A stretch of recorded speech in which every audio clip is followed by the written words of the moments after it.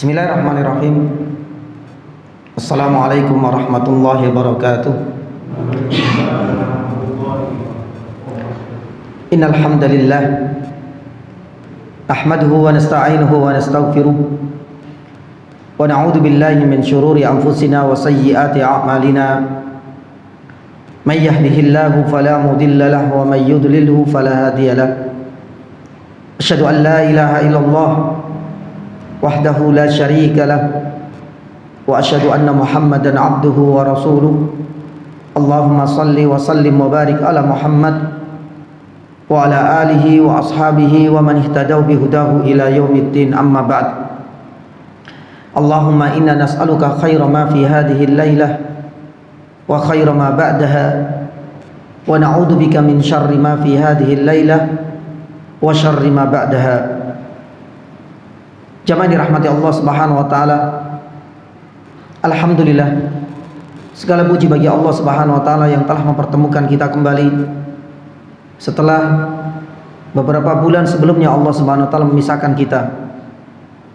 Puja dan puji senantiasa kita aturkan kehadirat Allah Azza wa Jalla yang telah mengaruniakan kepada kita semua berbagai nikmat dan anugerahnya. Satu di antara nikmat yang patut kita syukuri pada malam hari ini adalah nikmat kesehatan dan nikmat kesempatan untuk bisa kita manfaatkan dengan sebaik mungkin dan semaksimal mungkin, dan wujud dari kita mensyukuri nikmat sehat dan nikmat kesempatan.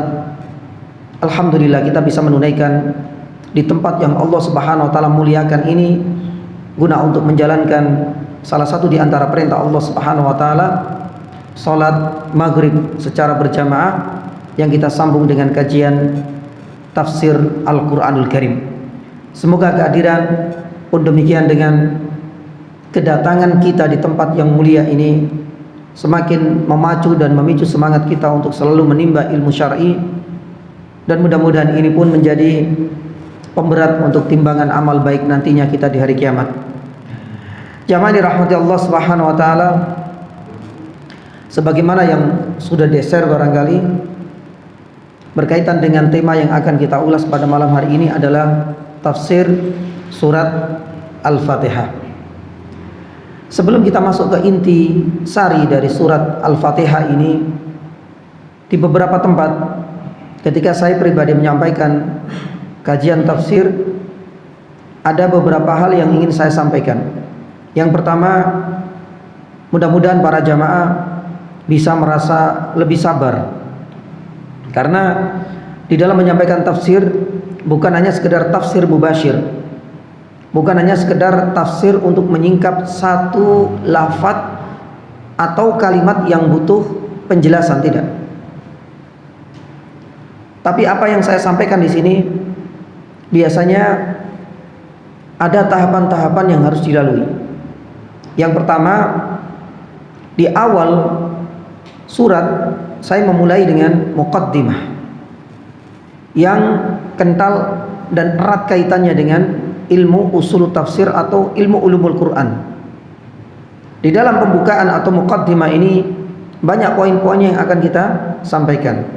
Misalkan ketika kita membahas awal surat Al-Fatihah, berarti kita akan mengupas apa saja sih nama-nama lain dari surat Al-Fatihah, termasuk makiyah ataukah madaniyah, berapa jumlah ayatnya, apa sebab nuzulnya kalau memang terdapat riwayat, dan kiranya apa keutamaan dari membaca surat Al-Fatihah. Dan setiap kali saya menyampaikan tafsir Al-Qur'anul Karim, di awal surat pasti saya akan memulai dengan muqaddimah seperti ini. Maka memang terkadang butuh waktu yang cukup lama untuk bisa menyelesaikan.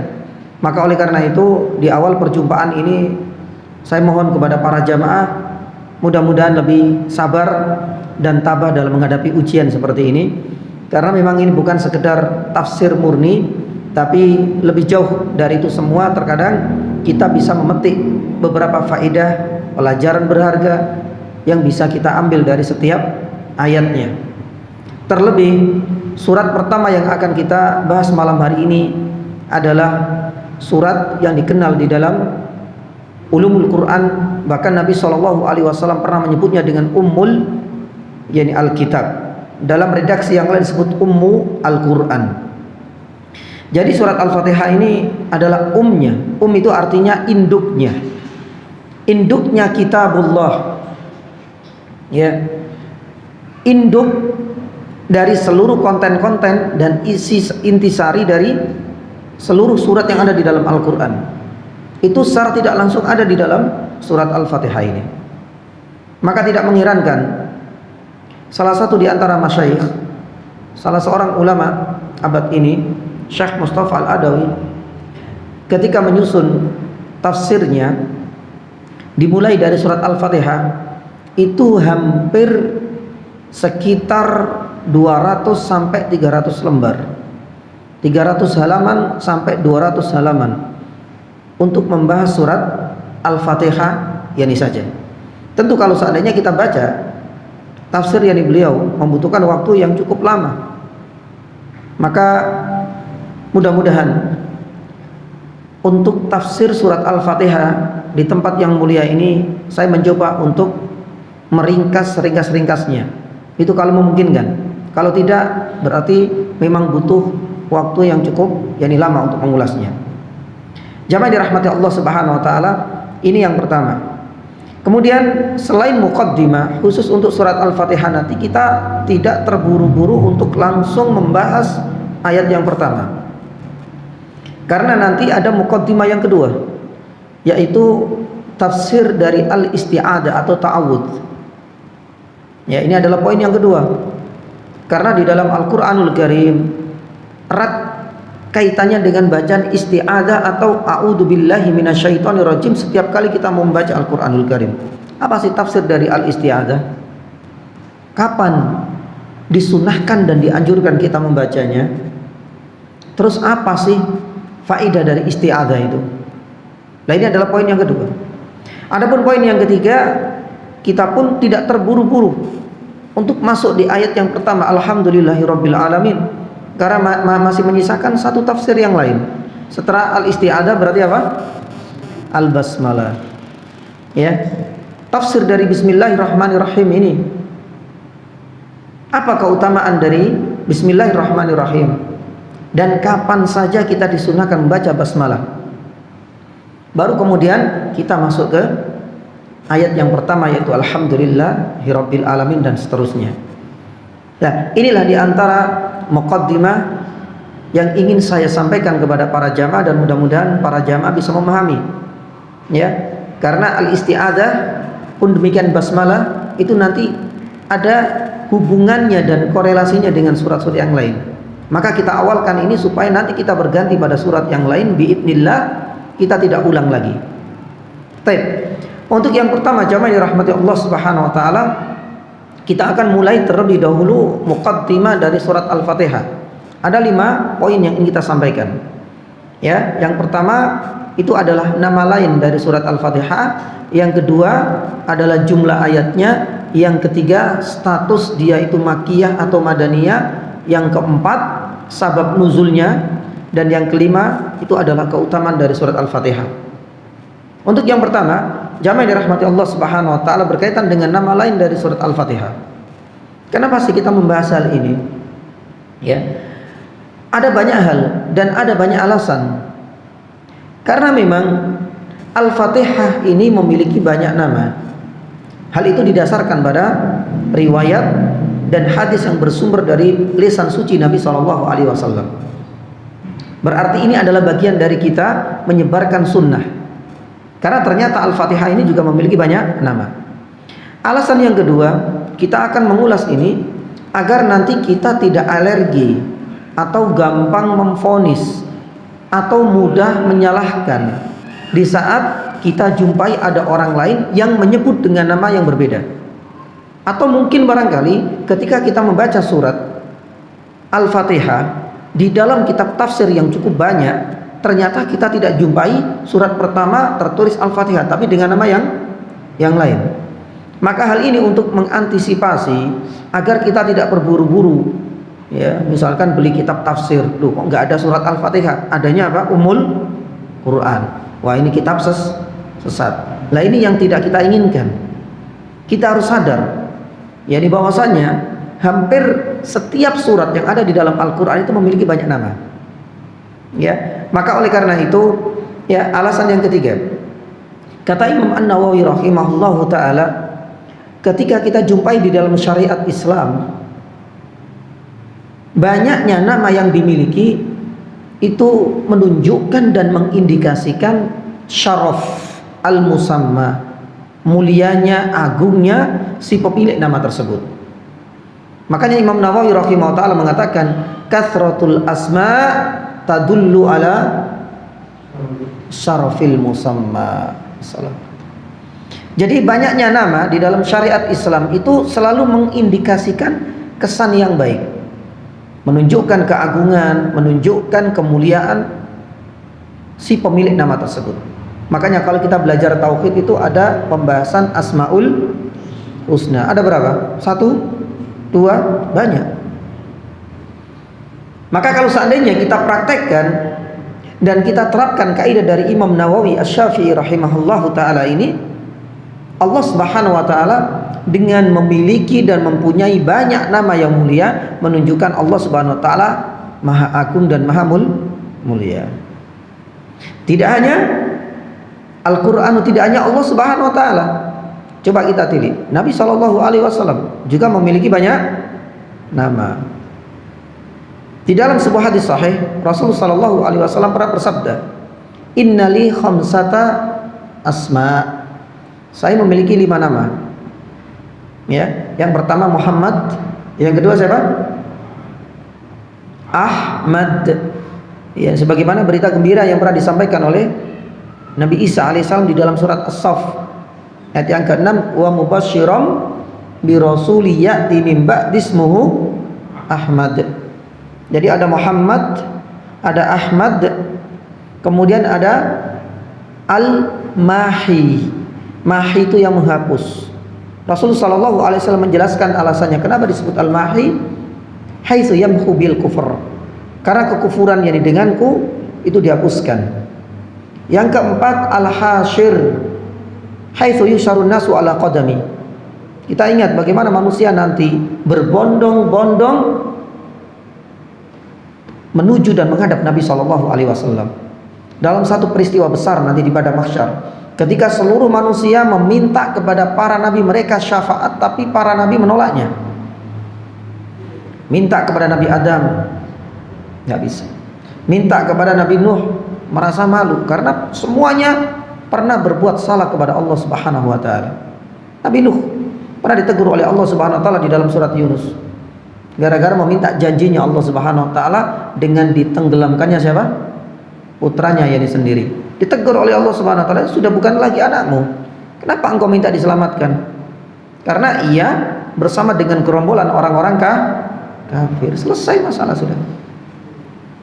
Pun demikian minta kepada Nabi Musa alaihissalam. Nabi Musa nggak bisa. Saya malu di hadapan Allah. Bagaimana saya memberikan syafaat kepada kalian? Kalau saya sendiri pernah berbuat dosa. Salah satunya pernah apa? Membunuh, yakni jiwa. Salah satu dari sukunya Fir'aun Kipti itu pernah dibunuh oleh Nabi Musa alaihissalam. Saya malu. Sampai kepada Nabi Ibrahim yakni alaihissalam yakni juga. Barulah kemudian mereka meminta kepada Nabi Isa alaihissalam. Nabi Isa mengatakan, sah-sah saja, saya mungkin bisa untuk memberikan syafaat kepada kalian, tapi ada manusia yang lebih afdol daripada saya. Berangkatlah kalian, tujulah Muhammad sallallahu alaihi wasallam. Maka inilah yang dikatakan sebagai al-hasyir. Semua manusia akan meminta syafaat Nabi sallallahu alaihi wasallam. Dan nama yang kelima, kata Rasul sallallahu alaihi wasallam dalam hadis ini adalah al-aqib. Al-aqib itu artinya la nabiyya ba'di, kata Rasulullah SAW. Sudah tidak ada lagi nabi dan utusan yang setelahku. Siapapun manusia. Bahkan di zaman ini banyak yang mengklaim dirinya sebagai seorang utusan, sebagai seorang nabi, titisan yakni dari macam-macam lah. Jibril masih turun kepadanya, wahyu dan lain sebagainya. Mereka, kata Rasulullah SAW, dajjalun, yadda'una an-nubuwah, yang ngaku-ngaku sebagai seorang nabi. Padahal Rasul sallallahu alaihi wasallam salah satu namanya adalah Al-Aqib. Taib. Ini ada pembahasan khusus lebih panjang. Kemudian kita lihat Al-Quran sendiri juga memiliki banyak nama. Mana Qattan dalam kitabnya Mabahis fi Ulumil Quran menyebutkan ada sekitar 5 nama. Yang pertama itu adalah Al-Quran sendiri. Yang kedua ya, itu adalah Alkitab sebagaimana ada di awal surat Al-Baqarah. Dzalikal kitab. Jadi banyak Al-Quran. Terkadang disebut Al-Quran sendiri, ya, terkadang disebut Alkitab, terkadang disebut apa? Yani Az-Zikr. Di dalam surat Al-Hijr ayat yang ke-9 Allah Subhanahu wa taala firman, "Inna nahnu nazzalna dzikra wa inna lahu lahafidun." Ada zikr yang di sini. Al-Quran terkadang disebut Al-Furqan. Di awal yang surat Al-Furqan Allah Subhanahu wa taala berfirman mengenai hal itu. Bahkan Al-Quran pun memiliki nama yang kelima, yaitu At-Tanzil di awal surat As-Sajdah. Maka kalau kita tilik ini jamaah ini rahmati Allah Subhanahu wa taala. Allah Subhanahu wa taala punya banyak nama, Asmaul Husna. Rasul sallallahu alaihi wasallam diberikan kelebihan banyak nama. Al-Quran diberikan kelebihan punya banyak nama. Pun demikian dengan surat Al-Fatihah. Allah Subhanahu wa taala berikan kelebihan dengan banyak nama. Maka apa yang dituturkan oleh Imam An-Nawawi rahimahullahu taala, kathratul asma tadullu ala syarafil musamma. Kalau kita jumpai dalam syariat kita banyaknya nama, itu menunjukkan kemuliaan si empunya nama tersebut. Ya. Berbeda dengan nama-nama kita, karena nama kita itu untuk mengelabui orang. Ya, karena ada satu kepentingan dan tendensi tertentu. Tapi namanya Rasul sallallahu alaihi wasallam, namanya Allah yang begitu banyak, pun demikian dengan nama Al-Quran sampai Al-Fatihah. Ini menunjukkan surat Al-Fatihah itu memiliki kelebihan, memiliki keistimewaan, dan memiliki kemuliaan dan keagungan. Nah, inilah diantara alasan kenapa di poin yang pertama ini kita akan membahas beberapa nama-nama lain dari surat Al-Fatihah. Yang pertama, jemaah yang dirahmati Allah Subhanahu wa taala, nama yang pertama dari surat Al-Fatihah itu adalah Al-Fatihah itu sendiri. Dan ini yang paling populer.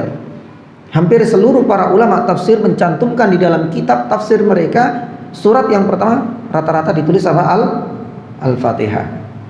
Apa alasannya ya nih jamaah? Imam Ibnu Katsir rahimahullahu taala di dalam tafsirnya menuturkan, disebut Al-Fatihah itu secara bahasa Fatihah yaftah itu sebagai pembuka. Makanya kita lihat di awal yang surat Al-Fatihah ini, jamaah yang dirahmati Allah, ini adalah surat pertama. Ya, kita mengikuti kaidah tulisan bahasa Arab, karena tulisan bahasa Arab itu dimulai dari kanan apa kiri? Yang dari kanan. Kalau kita buka mushaf dari kanan, pasti kita akan jumpai surat Al-Fatihah. Ya. Lah ini nanti ada syubhat-syubhatnya, nanti insya Allah kita akan sampaikan. Karena sebagian orientalis itu mengatakan bahwasanya Al-Fatihah ini tidak layak dianggap sebagai surat pertama atau dianggap sebagai Fatihatul Quran. Ya. Kenapa jadi demikian? Ya biasa, orang-orang orientalis itu kan orang yang benci terhadap syariat kita. Al-Quran dicari celah dan kekurangannya. Jangankan Al-Quran, Rasulullah SAW pun seringkali dicela, dicari kekurangannya. Tapi Allah Subhanahu wa taala sudah berjanji, wa makaru wa makarallah. Serapi-rapinya makar dan konspirasi mereka tak akan mampu untuk mengalahkan dan menandingi pembalasan setimpal dari Allah Azza wa Jalla. Nanti kita akan bahas mengenai syubhat ini. Nah, ini adalah nama yang pertama jamaah yang dirahmati Allah, Al-Fatihah. Ya, disebut demikian karena surat Al-Fatihah ini pembuka untuk surat-surat setelahnya. Nama yang kedua, lanjut. Sebagian ulama tafsir menyebutnya dengan surat Fatihatul Kitab. Kalau yang pertama tadi Al-Fatihah, yang kedua Fatihatul Kitab. Ini juga sebagian kecil sebenarnya ulama tafsir menggunakan nama yang kedua, Fatihatul Kitab, bukan Al-Fatihah. Karena hal ini didasarkan pada sebuah riwayat hadis Nabi Shallallahu Alaihi Wasallam. Jadi hal ini tidak murni ijtihad dari para ahli tafsir. memang penamaan nanti itu terkadang dari sabda Nabi Shallallahu Alaihi Wasallam, terkadang itu adalah hasil dari istiadatnya siapa? Yani para ulama tafsir. Ada Fatihatul yani kitab, itu adalah nama yang kedua. Nama yang ketiga, jamaah dirahmati Allah Subhanahu Wa Taala, itu adalah Ummul Kitab. Itu adalah induk. Sebenarnya kalau kita baca itu adalah ibu, ya. Ya sebagaimana yang kita pakai untuk bahasa-bahasa keseharian untuk sebuah negara pasti memiliki ibu kota. Kita nggak pernah mengenal ada namanya bapak yani kota, itu istilah saja. Kenapa harus jadi ibu? Pun demikian dengan ini semua.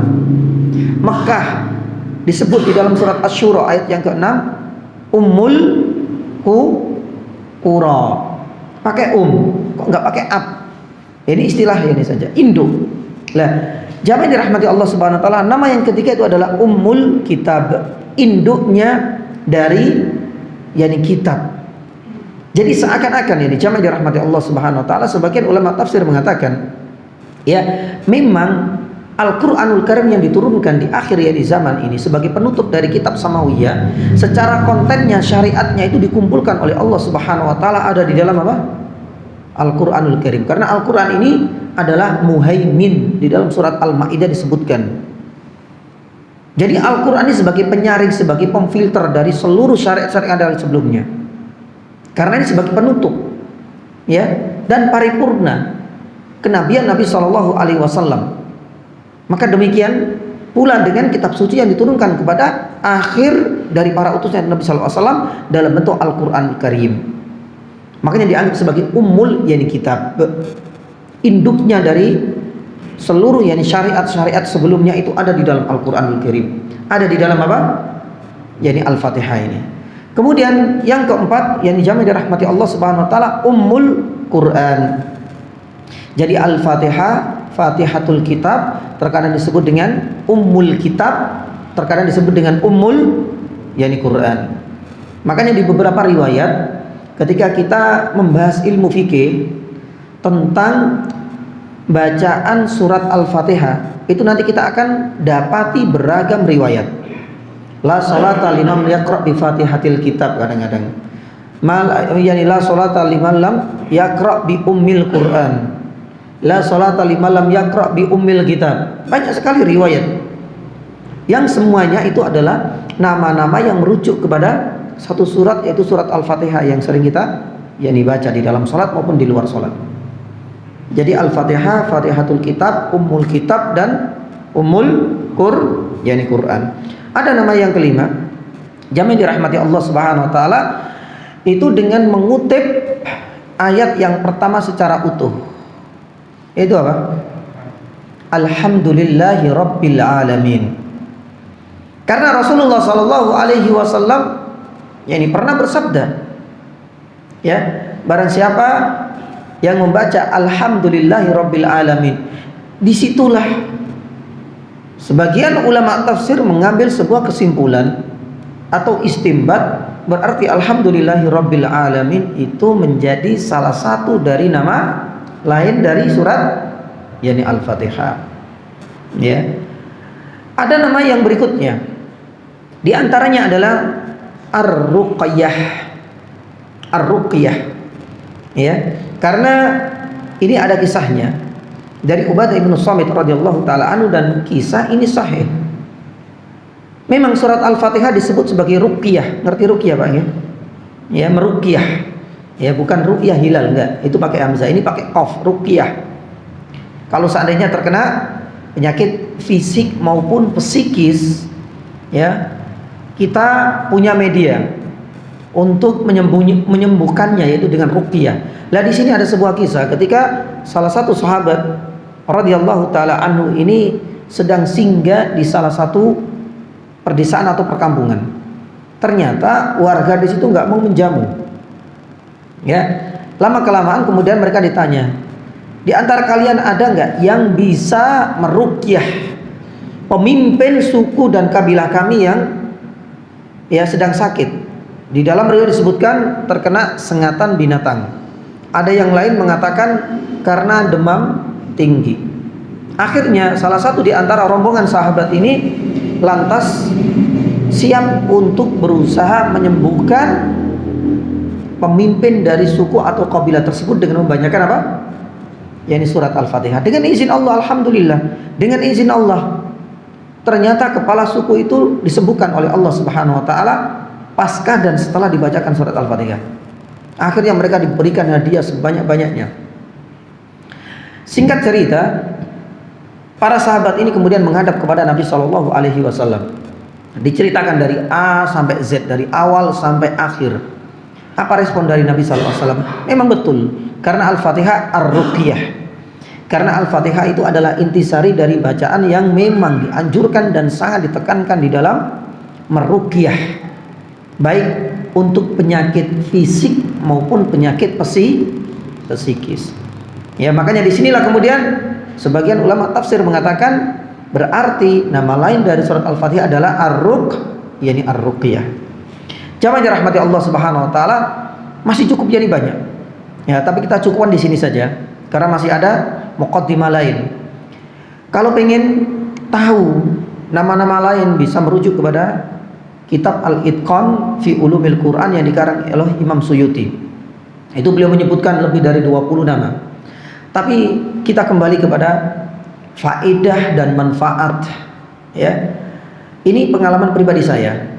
Gak tahu, mungkin barangkali di sini yang sepuh-sepuh dahulu pernah membaca mushaf Al-Quran cetakan Semarang atau Surabaya kalau nggak salah. Waktu saya kecil itu masih sholat di langgar. Ngerti di langgar, Pak ya? Bukan, ya, bukan di langgar terus kemudian di apa, Pak? Langgar musola kecil. Istilah kami langgar itu karena memang ya di Gresik itu masih kita dapati satu tempat yang unik, ya. Ya kayak di Kalimantan ya Pak, dari kayu terus naik ya di langgar seperti itu. Lah, subhanallah, ya dijawab dirahmati Allah, saya masih ingat. Dahulu ketika saya baca, disuruh baca, itu setiap kali kita baca surat Al-Kahfi, sebelum surat Al-Kahfi selalu terngiang dalam benak saya jumpai surat Bani Israel. Nggak tahu, yang sepuh-sepuh ini musaf-musaf dulu masih pernah jumpai nggak surat Bani Israel? Belum ya, alhamdulillah. Berarti jenengan masih lurus ini Pak ya. Saya nggak tahu. Pokoknya mushaf yang cetakan saya, yang pernah saya baca sendiri waktu kecil, ya masih ya, seumuran SD, SMP, karena sampai aliyah pun kita masih ngajinya itu di musola kecil yang kita sebut langgar ya nih tadi. Lah, subhanallah, jamaah dirahmati Allah Subhanahu wa taala, bertahun-tahun lamanya, masa kecil, masa dewasa, kita masih pakai cetakan Indonesia. Dan di situ pasti akan tertulis surat Bani Israel. Subhanallah, pengalaman pribadi saya, ketika saya diberikan kesempatan untuk melanjutkan kuliah S1 di Jakarta, di Libya, saya mendapati ada satu keanehan dan kejanggalan. Tak ubek-ubek ini, kok nggak ono surat apa? Yani Bani Israel. Bayangkan, ini penting sekali. Kita membahas yani hari ini nama-nama lain dari surat Al-Fatihah supaya nanti kita nggak terburu-buru dan memvonis. Lah, dari sini kemudian saya jumpai ternyata surat sebelum Al-Kahfi kebanyakan dalam cetakan Saudi itu adalah surat yani Isra. Gak saya jumpai lagi surat Bani Israel. Lah di sini muncul pertanyaan, apakah mushaf dahulu yang pernah saya baca ini termasuk mushaf yang sesat dan lain sebagainya? Saya mencoba untuk bertanya, saya mencoba untuk mencari jawabannya. Oh, ternyata inilah bagian dari ya dinamika dalam kita mempelajari ilmu ulumil Quran. Ternyata hampir setiap surat itu pasti memiliki nama lain. Baik itu dalam cetakan mushaf, apalagi di dalam kitab tafsir. Makanya dalam beberapa kitab tafsir atau cetakan mushaf yakni kita terkadang dicantumkan surat Ghafir. Tapi enggak semuanya. Cetakan mushaf kita mencantumkan surat Ghafir. Terkadang surat apa? Ada yang tahu? Al-Mu'min ini jemaah. Kadang-kadang surat Al-Mu'min, Al-Mu'minun sendiri. Kadang tulis Al-Mu'min, kadang tulis surat Ghafir. Lah, inilah faedah terpenting bagi kita semua ini jemaah. Supaya kita mengenal, oh ternyata ada beberapa nama-nama lain. Khawatir nantinya ketika kita membuka mushaf dan sebelumnya belum kita pelajari, kita membuka tafsir yang sebelumnya belum kita mengerti, oh ternyata surat ini memiliki banyak nama, langsung kemudian kita terburu-buru jangan baca ini. Ya, karena dari dulu yang terbersit, terpatri dalam benaknya itu hanya surat Al-Fatihah. Giliran dalam tafsir ada surat apa? Ummul Quran, buang saja kitab tafsir ini. Ini sesat, menyesatkan. Ini talbis iblis waliyadzubillah. Enggak. Karena ini semuanya adalah nama lain dari surat Al-Fatihah. Nah ini ya yang menjadikan saya tertarik untuk menyampaikan muqaddimah ini supaya nanti kita tidak tersesat ya dalam pemahaman kita yang serba terbatas terhadap ya nama dari surat itu sendiri. Yang kedua, setelah nama lain dari surat, yang kedua kita akan membahas tentang jumlah ayatnya. Lah jumlah ayat yo semuanya sama Ustaz. Ya, nanti kita akan jumpai. Kalau seandainya surat Al-Fatihah ini sudah disepakati jumlah ayatnya berapa? Yang 7. Ya. Tapi beberapa surat yang lain itu nanti beda-beda jemaah. Ya, terkadang ada yang 23, ada yang 20. Mereka berbeda-beda di kalangan para ulama tafsir. Ya. Loh kok beda-beda gimana ini? Berarti ada kekurangan dan ada penambahan ayat? Tidak sama sekali. Nah ini yang akan kita bahas. Karena ayat dari dulu itu masih diperselisihkan jumlahnya. Kalau seandainya jumlah surat berselisih enggak di antara para ulama? Tidak. Berapa jumlah surat? 114 yakni surat. Tapi coba kita cari informasi berapa jumlah ayat yang ada di dalam Al-Quran.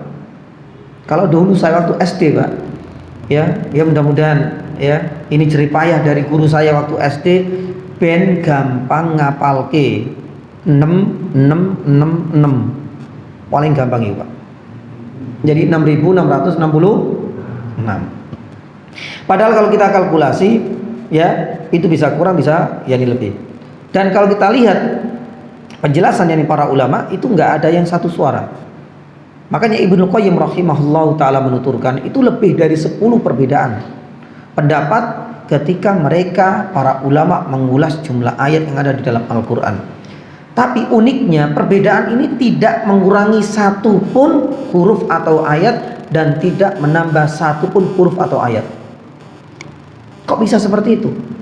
Karena ini didasarkan pada apa? Berhenti dan tidaknya Nabi SAW ketika membaca Al-Quran Al-Karim.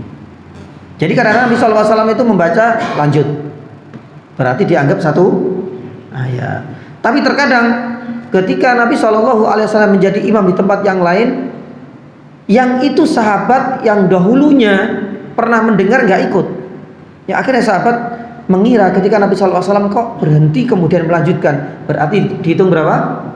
Yang 2. Cuma itu saja. Jadi perbedaan ayat di kalangan para ulama ilmu tafsir itu dikarenakan Nabi SAW kadang berhenti kadang tidak. Hal ini yang kemudian mempengaruhi jumlahnya. Nah, adapun surat Al-Fatihah ini sepakat jumlahnya berapa? 7. Kenapa demikian? Hal ini didasarkan pada surat ya di dalam surat Al-Hijr ayat 87 Allah Subhanahu wa taala firman, "Walaqad atainaka sab'am minal mathani." Sab'am minal mathani. Sab' itu 7. Sab'am minal mathani itu adalah surat Al-Fatihah itu sendiri.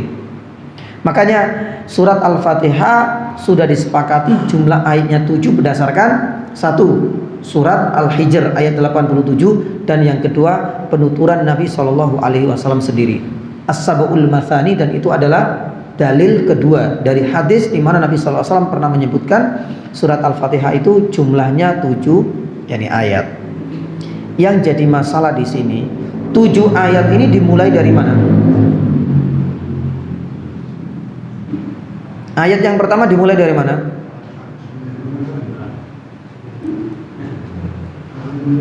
Alhamdulillah atau bismillah? Taib. Jamaah yang dirahmati Allah Subhanahu wa taala.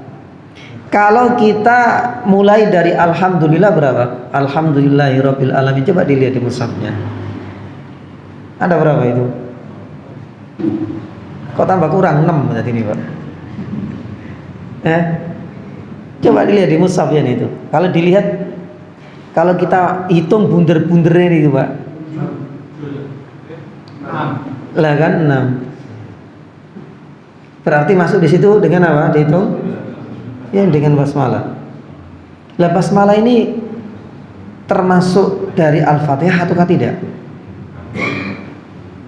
Ya. Lah jamaah dirahmati Allah Subhanahu wa taala.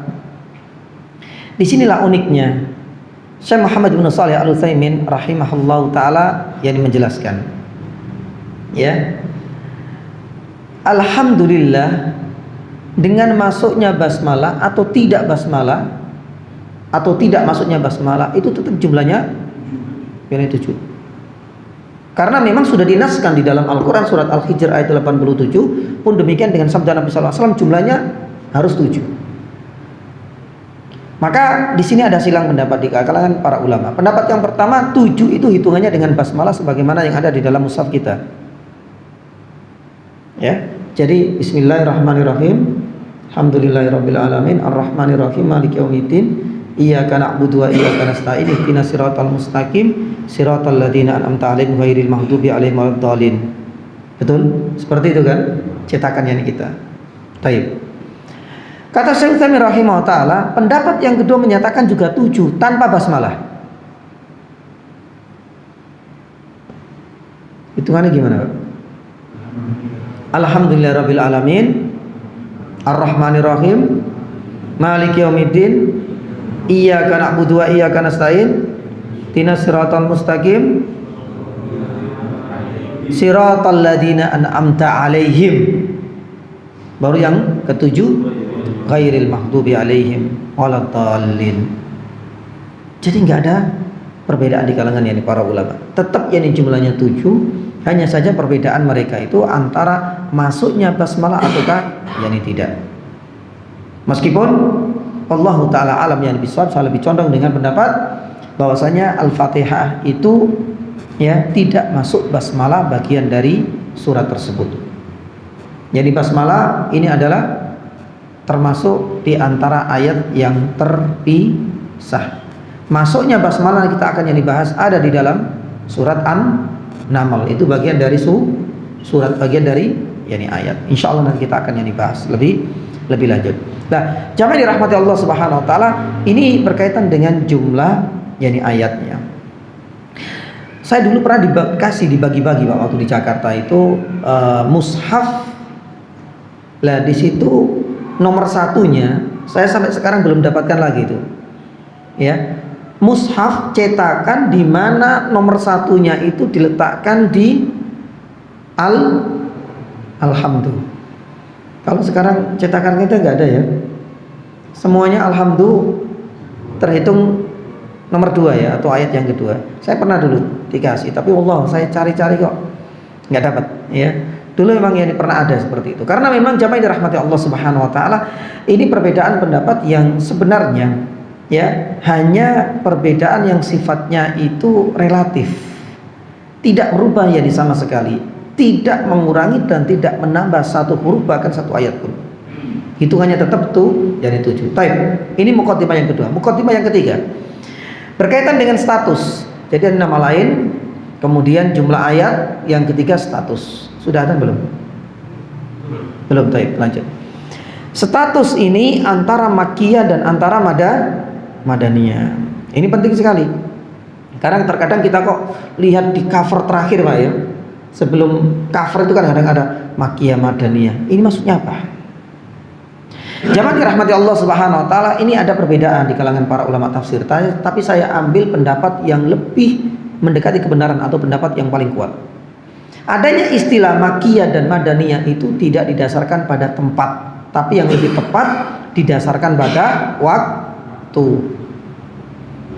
Jadi surat atau ayat yang diturunkan sebelum, berarti kan kalau sebelum ini menunjukkan waktu, sebelum hijrahnya Nabi SAW masuk kategori meskipun diturunkan di luar kota Makkah. Tapi Madaniyah ya, itu adalah semua surat atau ayat yang diturunkan setelah hijrahnya Nabi sallallahu alaihi wasallam, meskipun diturunkan di kota Makkah. Taib. Kalau kita lihat surat An-Nasr tertulis Makkiyah apa Madaniyah? Coba dilihat. Surat An-Nasr, idza jaa nasrullahi wal fath. Madaniyah dia. Padahal kalau kita tilik, sebagian ulama tafsir mengatakan turunnya di kota Makkah. Tapi kenapa masuk dalam kategori apa? Madaniyah. Karena turunnya surat An-Nasr meskipun turun di kota Makkah, tapi itu terjadi pasca setelah hijrahnya Nabi sallallahu alaihi wasallam. Ya. Lah, inilah pendapat yang lebih mendekati kebenaran. Kalau Makkiyah sebelum hijrah, kalau Madaniyah setelah hijrah. Ini adalah ilmu di dalam pembahasan ulumul yani Quran. Baik, sekarang kita masukkan surat Al-Fatihah ini Makkiyah atau Madaniyah? Kalau di dalam mushaf kita apa? Yani Makkiyah. Meskipun tidak sedikit yani juga ada yang mengatakan Madaniyah, tapi pendapat yang lebih mendekati kebenaran, surat Al-Fatihah ini termasuk Makkiyah, diturunkan sebelum hijrah. Ada dua alasan mendasar, ini perlu yani kita fahami. Ada dua sebab. Sebab yang pertama dan alasan yang pertama adalah surat Al-Hijr ayat 87 yang tadi kita sampaikan. Surat Al-Hijr ini kan menyatakan walaqad atainaka sab'an minal mathani. Wahai Muhammad, aku telah memberikan kepadamu 7 ayat yang berulang-ulang. Ya, ini adalah tafsir dari apa? Surat Al-Fatihah. Jadi sab'ul mathani itu adalah nama lain dari surat Al-Fatihah. Nah, ayat 87 dari surat Al-Hijr ini kalau kita runtut dan kita lihat lagi, surat Al-Hijr para ulama sepakat turun sebelum hijrah. Ketika surat Al-Hijr ini diturunkan sebelum hijrah dan salah satu di antara ayatnya itu menjelaskan tentang surat Al-Fatihah, berarti otomatis surat Al-Fatihah pun pasti diturunkan sebelum hijrah. Ini adalah dalil yang pertama. Dalil yang kedua, dan ini yang dianggap paling kuat karena Imam Al-Qurtubi menjelaskan akan hal itu. Apa itu? Kita tahu bahwasanya sholat itu sudah disyariatkan jauh bahkan sebelum Nabi SAW hijrah ke kota Madinah, betul? Makanya di dalam beberapa riwayat Nabi SAW pernah sholat, pernah sujud di depan Ka'bah, kemudian diletakkan di atas punggungnya apa? Jeruannya onta. Riwayat yang lain ya itu dikasih jeruannya kambing. Nah di sini mungkin ada tanda tanya besar. Terus sholatnya Nabi SAW mau copo kira-kira Pak? Surat apa yang dibaca? Maka disinilah kemudian para ulama, salah satunya ilmu tafsir Al-Qurtubi mengatakan bahwasanya ketika kita sadar la sholata illa bi ummil kitab, tidak dianggap ini sholat itu kecuali harus baca apa? Al-Fatihah. Padahal Nabi SAW sudah sholat itu sebelum hijrah, berarti kemungkinan besar Al-Fatihah itu memang sudah diturunkan sebelum hijrah bersamaan dengan syariat sholat Nabi SAW sebelum hijrah ke kota Madinah. Nah dari sinilah kemudian dapat kita ambil kesimpulan bahwasanya status dari surat Al-Fatihah ini Makkiyah. Nah, kenapa sih Ustaz kok ada Makkiyah, ada Madaniyah? Apa sih urgennya? Apa sih kegunaan dan manfaatnya? Ketika kita membaca surat yang di situ ada Makkiyah, itu seringkali berkaitan dengan apa? Yang dibahas itu tentang tauhid. Yang kedua tentang hari kiamat. Karena memang kondisi Nabi SAW ketika sebelum hijrah seringkali berhadapan dengan orang-orang kafir Quraisy, mengingatkan kembali akan adanya tauhid uluhiyah, beribadah, dan yang kedua mengingatkan kembali bahwasanya manusia itu akan dibangkitkan, dan ini yang diingkari kedua-duanya oleh masyarakat jahiliyah kala itu. Ya, paling mudahnya jenengan semua bisa lihat ya, isi dan intisari dari surat-surat pendek di juz yang ke-30 kebanyakan di situ kan Makkiyah. Paling kalau tidak membahas tentang tauhid atau tentang orang-orang kafir atau mengingatkan tentang hari kiamat, ada fa'amma man thaqulat mawazinuhu, tentang yaumal mizan, ya, tentang terjadinya hari kiamat. Karena memang karakteristik ciri khasnya surat-surat Makkiyah itu memang ya agak sedikit keras, karena ditujukan ini kepada orang-orang apa? Ya, orang-orang kafir. Adapun surat-surat yang masuk dalam kategori madaniyah itu lebih banyak berkaitan dengan apa? Hukum syariat, ya, misalkan tentang zakat, tentang yani jihad, yani tentang sedekah, tentang puasa. Semuanya diturunkan oleh Allah Subhanahu wa taala pasca hijrahnya Nabi sallallahu alaihi wasallam. Dan ini penting sekali untuk melihat, oh kok kadang-kadang isinya kok agak sedikit yang berbeda, karena memang ada dua fase yang dilalui oleh Nabi sallallahu alaihi wasallam dan yang dihadapi juga berbeda latar yang di belakang. Baik, kita akan lanjutkan setelah ada. Sudah ada? Nggih.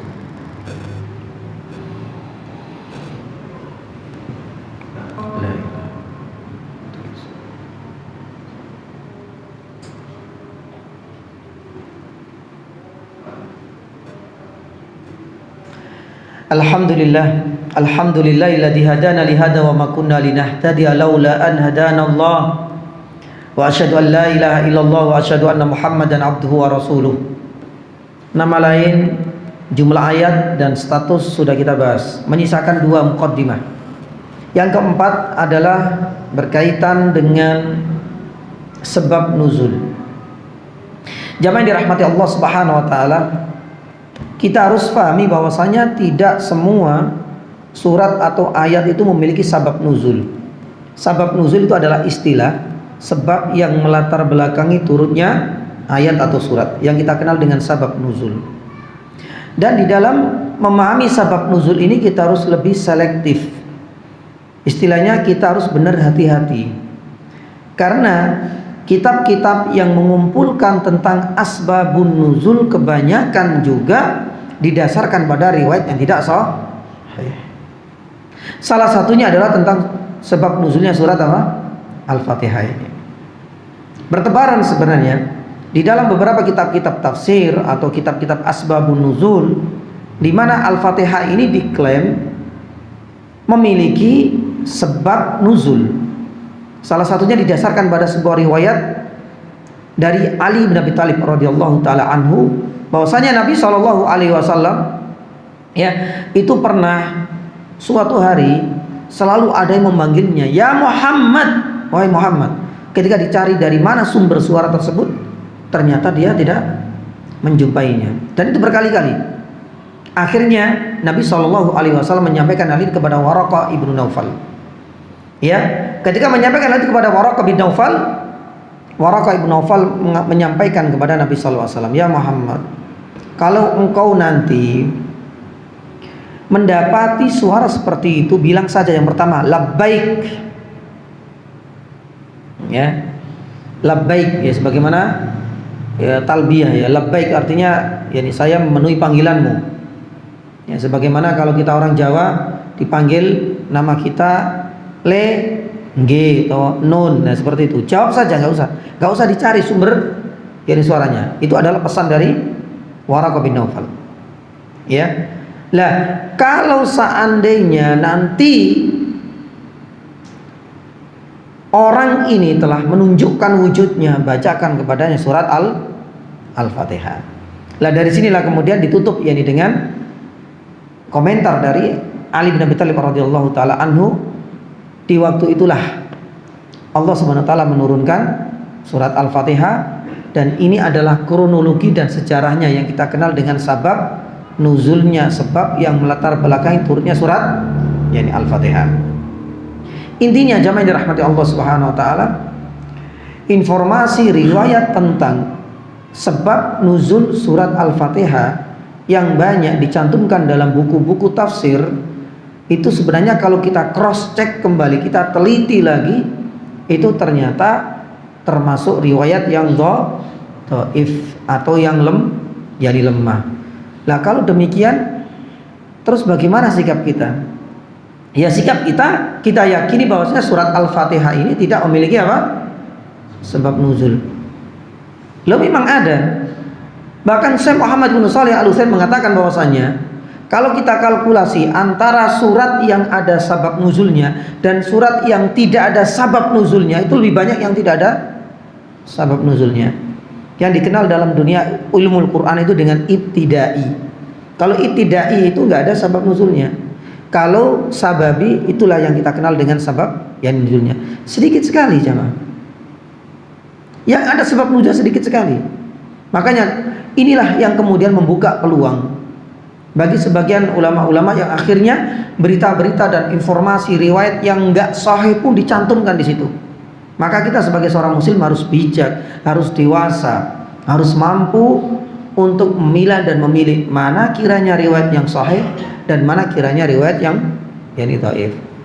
Maka berarti yang keempat tentang sabab nuzulnya ini ada dua riwayat, yang kedua-dua riwayatnya ini dianggap dhaif. Berarti kita simpulkan surat Al-Fatihah tidak memiliki sabab nuzul. Yang terakhir, muqaddimah yang kelima tentang keutamaan membaca atau keutamaan dari surat Al-Fatihah. Surat Al-Fatihah ini memiliki keutamaan yang itu tidak dimiliki oleh surat-surat yang lain. Apa saja? Yang pertama, surat Al-Fatihah ini termasuk apa? Rukun salat. Ya. Makanya kalau kita belajar fikih itu kan ada pembagian syarat salat, menghadap kiblat, pakai aurat, menutup aurat, berwudu, itu syarat. Baru kemudian setelah kita belajar fikih tentang syarat salat, kita lanjut ke rukun salat. Lah rukun salat yang jamaah dirahmati Allah Subhanahu wa taala, satu-satunya surat yang ada dalam Al-Qur'an yang termasuk rukun salat itu adalah Al-Fatihah sendiri. Dan inilah yang menjadi satu keutamaan kelebihan yang tidak dimiliki oleh surat-surat yang lain. Oleh karena itu Rasulullah sallallahu alaihi wasallam pernah bersabda, "La salata liman lam yaqra bi Fatihatil Kitab." Ya. Nah, di sini nanti kita akan bahas insyaallah pada pertemuan-pertemuan yang lain ya, bagaimana dengan kondisi ketika kita menjadi makmum nantinya. Apakah ada kewajiban kita juga membaca surat Al-Fatihah? Itu masuk dalam dunia fikihnya. Tapi intinya pembahasan kita tentang keutamaan dan kelebihan surat Al-Fatihah, termasuk satu-satunya surat yang ada di dalam Al-Quran yang menjadi rukun, yakni salat. Yang kedua, surat Al-Fatihah ini jamaah dirahmati Allah Subhanahu wa taala termasuk surat yang paling dimuliakan, yang paling mulia, yang paling agung, yang paling afdol. Rasulullah sallallahu alaihi wasallam pernah menyampaikan hal ini dari riwayat Abu Hurairah radhiyallahu taala anhu. Ala adulluka, dalam riwayat yang lain ala uallimuka bi a'dham suwarin fil Quran. Ya.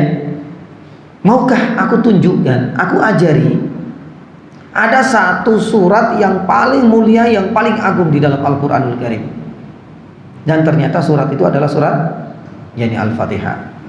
Ya. Makanya para ulama menyebutkan yakni jamaah dirahmati Allah Subhanahu wa taala, keagungan surat Al-Fatihah sebagaimana kita sampaikan itu sudah mencakup intisari dari semua surat-surat yang lain.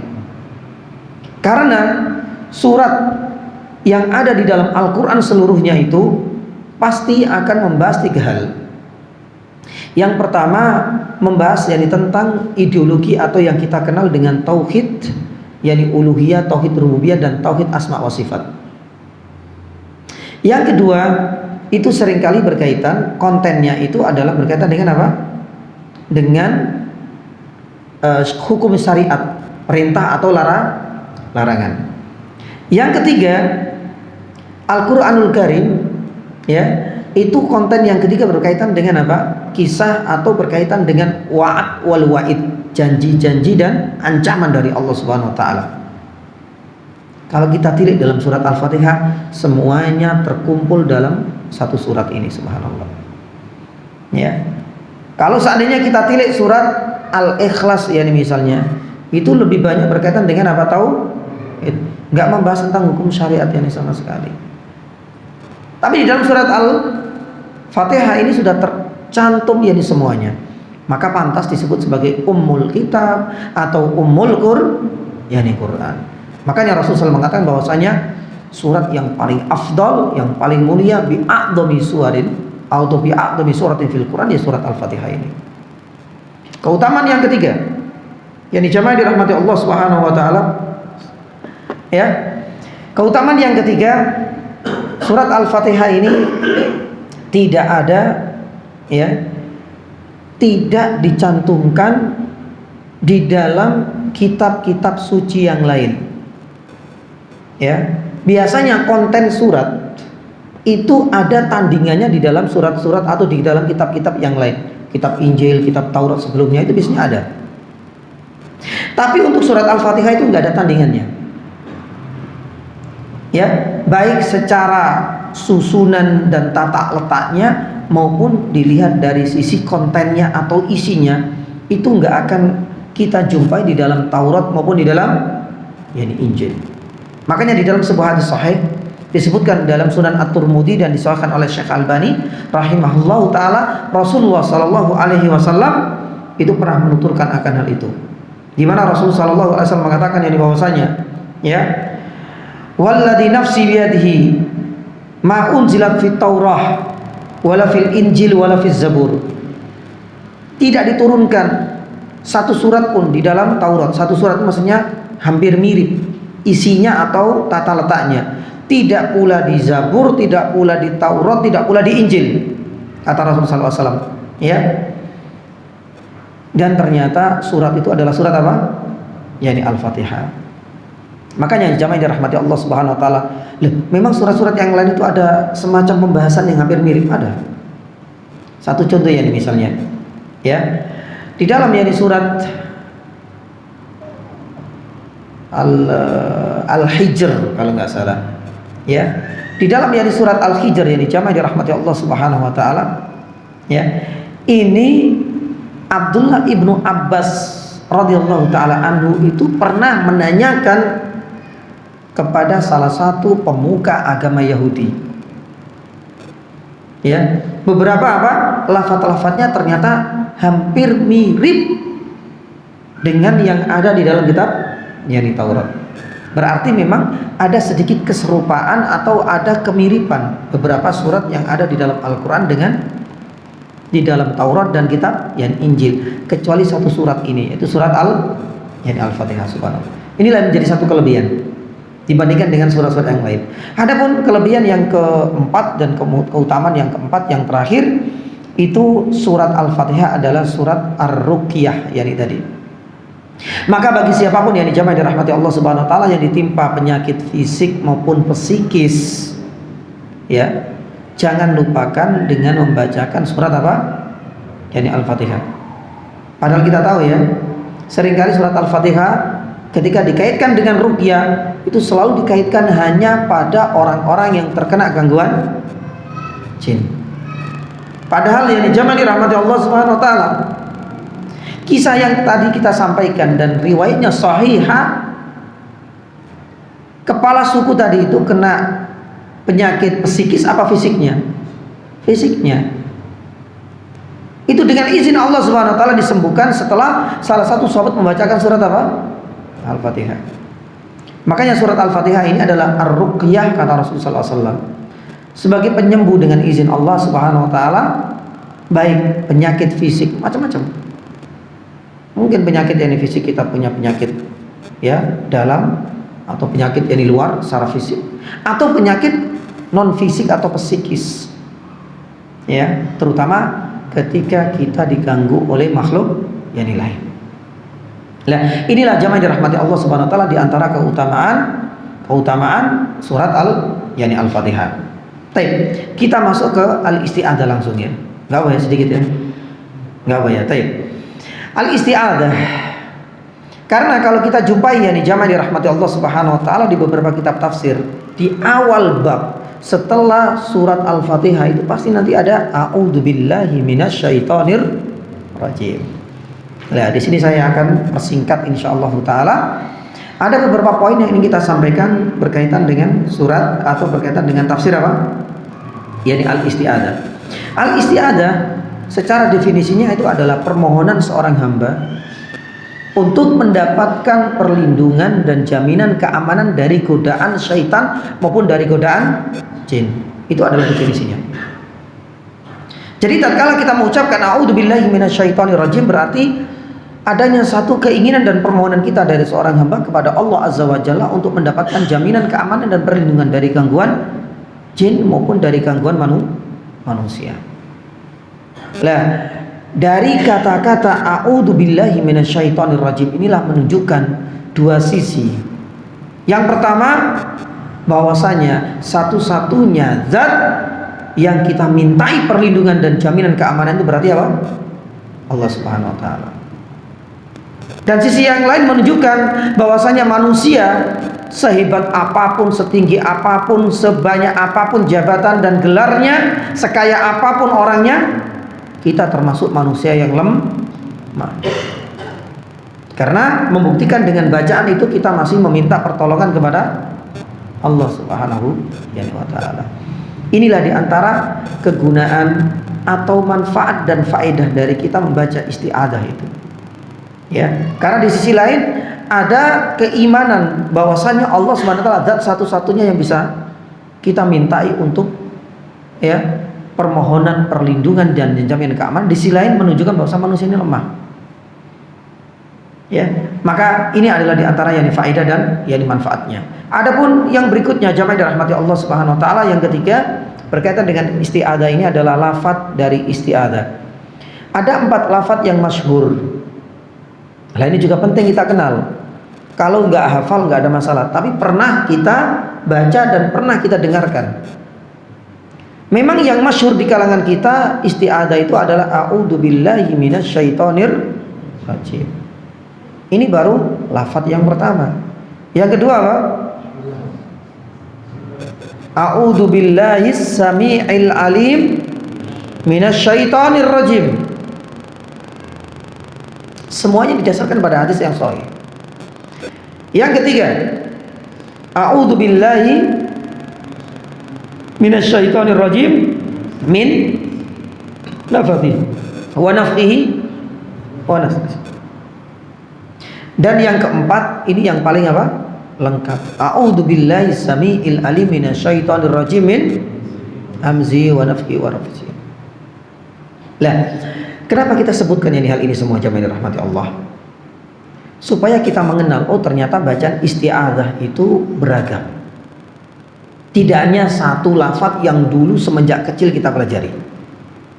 Dan yang kedua, ternyata ini adalah bagian dari kita menghidupkan sunnah.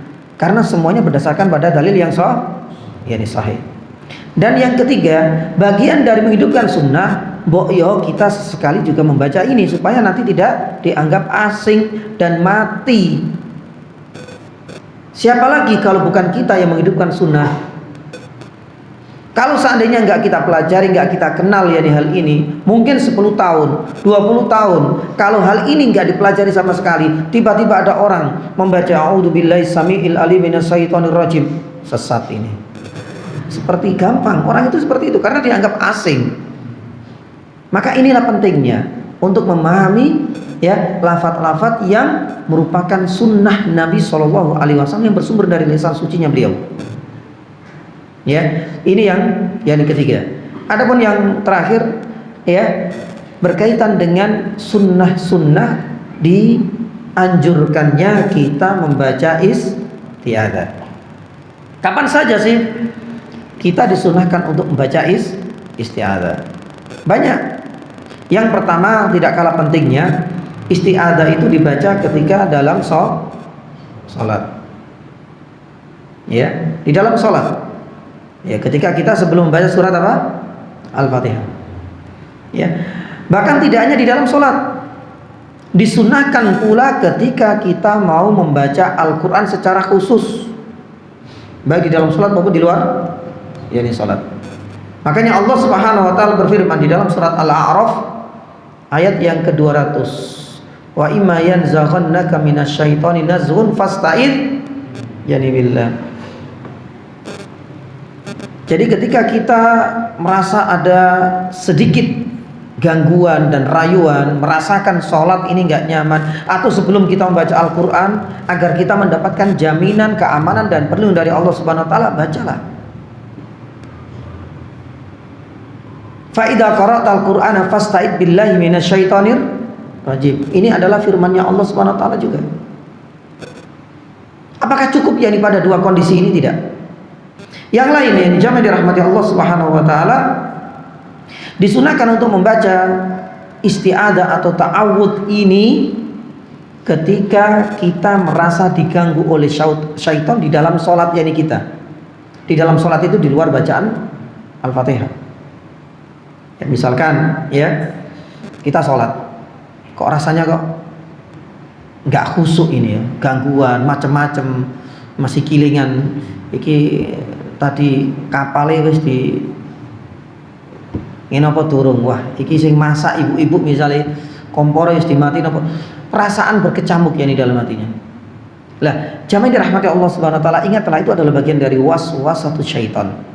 Dari dalam sebuah riwayat, ada seorang yang datang kepada Nabi sallallahu alaihi wasallam, "Ya Rasulullah, anna syaitan qad hala baini wa baina salati wa qiraati." Saya merasakan syaitan ini suka menggangguku di saat aku sholat. Ya, padahal pas ngitung duit itu nggak pernah ganggu, Pak. Apal terus. Jumlah rakaatane, jumlah lembarane 100 ya 100. Tapi sholat mek 4 rakaat kok sering apa? Kebablasan, kadang lali, kadang kurang. Padahal cuma 4, tapi ini ngitung duit ratusan lembar nggak pernah. Masya Allah.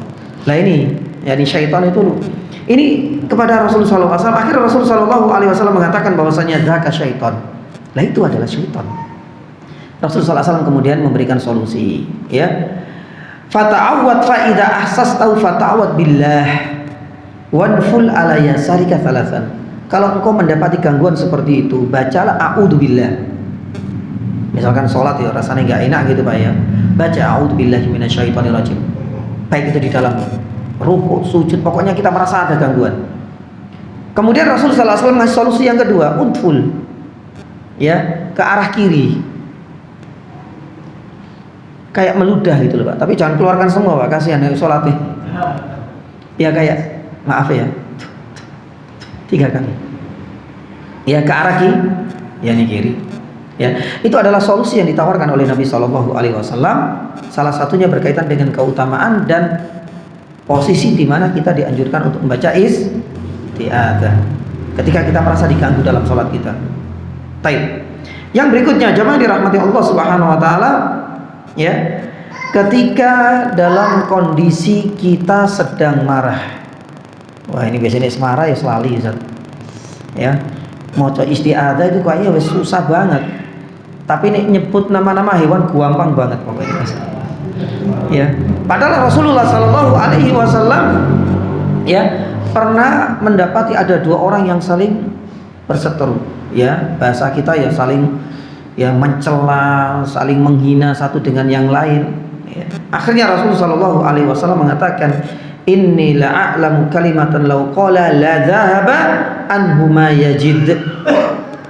Wahai kalian berdua yang saling berseteru, yang lagi pecoan kayak gitu, lagi bertengkar, lagi teriak-teriak seperti itu, kalau seandainya kalian tahu dan kalian praktekkan membaca satu kalimat, satu ungkapan ini, pasti engkau nggak akan berlama-lama lagi untuk menunjukkan amarah ya atau emosi yang meletup-letup ya ini seperti itu. Akhirnya Nabi SAW menyatakan bahwasanya kalimat itu atau ungkapan itu adalah disunahkan bagi orang yang sedang marah naik pitam untuk membaca apa? Yani a'udzubillahi minasyaitonirrajim. Paksa. Ya. Jadi juga sama. Kayak misalnya di rumah terus istrinya marah-marah, ya isti'adzah, ya audus, pokoknya dipaksa harus. Jadi sama juga ya si istri gitu. Ya Allah sampaikan saja, Mas, istighfar atau kadang-kadang apa? Ta'awud, ya ta'awud isti'adzah dulu Mas. A'udzubillahi minasyaitonirrajim. Karena ini ditawarkan oleh Nabi sallallahu alaihi wasallam. Dan Nabi sallallahu alaihi wasallam menjelaskan akan itu. Sungguh barang siapa yang membaca itu insyaallah dijamin selesai ini masalah. Baik. Di antara yang lain yang dijama'i dirahmati Allah Subhanahu wa taala itu ketika melihat mimpi buruk. Ketika melihat mimpi buruk, ya. Lah pas kita malam tidur kemudian terbangun, subhanallah. Ya Allah, ya saya bermimpi ya ini buruk, dimakan ya, hewan besar lah atau macam-macam, pokoknya yang kita rasakan kita nggak merasa nyaman ya dengan apa yang kita lihat dalam mimpi kita. Rasulullah SAW mengatakan bahwasanya, lihat di sini, falyanfus an yasari thalathan, pasti seperti dalam salat. Ludahlah kalian ke arah kiri sebanyak 3 kali, barulah wa yata'awwad billahi min syarriha, dan bacalah apa? Yani ta'awud. Ini subhanallah. Berarti banyak sebenarnya keutamaan ta'awud. Mungkin kita saja yang ada yang belum tahu dan ada yang tahu tapi belum dipraktekkan. Terutama ketika kita marah tadi, terutama kita melihat mimpi buruk ya. Dan ada yang lain yang dijamai dirahmati Allah Subhanahu wa taala. Ketika kita masuk masjid, hari ini sudah baca a'udzu enggak, Pak? Loh, sudah ada bacaannya, Ustaz. Allahumma ftahli. Taib, ini salah satunya.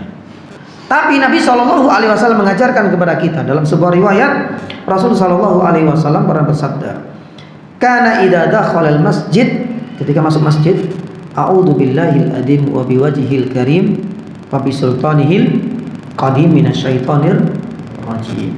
Ini juga menjadi salah satu doanya Nabi SAW ketika masuk masjid.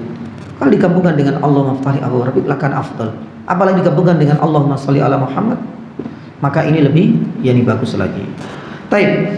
Jamaah dirahmati Allah Subhanahu wa taala, di antara disunahkan kita membaca ta'awud itu ketika mendengar ringkikan himar, keledai, atau di sini maaf ada anjing nggak? Banyak. Sering nggak terdengar suara-suara seperti itu? Ya, kalau anak kecil ada suara seperti itu malah ditirukan kan? Nah, sunnahnya kita jamaah dirahmati Allah Subhanahu wa taala, bacalah apa? Isti'adzah. Ketika mendengar longan anjing atau ringkikan keledai. Untuk keledai di sini insyaallah enggak ada. Rasulullah SAW pernah bersabda, "Idza sami'tum bah al-kilab", lolongan anjing, wa nahik al-humur, yaitu himar, bilail, di malam hari, fata'awwadu billahi fa innahunna yarawna ma la tarun. Mereka melihat sesuatu yang tidak engkau lihat. Maka solusinya bagi kita yang mendengar, bacalah isti'adzah. Pun demikian yang berikutnya, mungkin barangkali sebelum terakhir ya, ketika kita singgah di tempat yang masih baru. Misalkan kita tinggal di rumah, yang rumah itu menjadi kos kita nggak tahu siapa yang pakai sebelumnya atau sebelumnya kosong, atau kita sedang mungkin ada dinas di mana gitu ya, di hotel, nggak tahu siapa yang pakai di situ. Sunahkan kita membaca ta'awud, tapi dengan redaksi yang lain. Makanya Rasulullah SAW mengajarkan bagi a'udzu bikalimatillahi amma min syarri ma, kalau baca itu ya. Atau mungkin rumah kita sudah kita tinggalkan lama ya, kita tinggalkan mudik jadi 3 bulan, setengah tahun, kita balik lagi, yang pakai sopo nggak tahu, kosong, baca ayat doa ini, a'udzu bikalimatillahi tamma min syarri ma khalaq. Dan masih banyak lain jamaah dirahmati Allah Subhanahu wa taala tentang tempat-tempat di mana disunahkan untuk membaca apa? Al-isti'adzah. Ya, insyaallah pada pertemuan selanjutnya kita akan membahas tentang syaiton. Nah, syaiton ini apa jamaah? Bedanya syaiton dengan jin dengan iblis itu apa? Nah, nanti kita akan bahas. Baru kita masuk dengan izin Allah tafsir al-basmalah, karena ar-Rahman dan ar-Rahim ini perlu kita bahas. Apa bedanya? Baru kemudian insyaallah kita akan masuk pada ayat yang pertama. Allah taala alam bissawab. Ada pertanyaan? Cukup? Baik, ini jazakumullah khairan.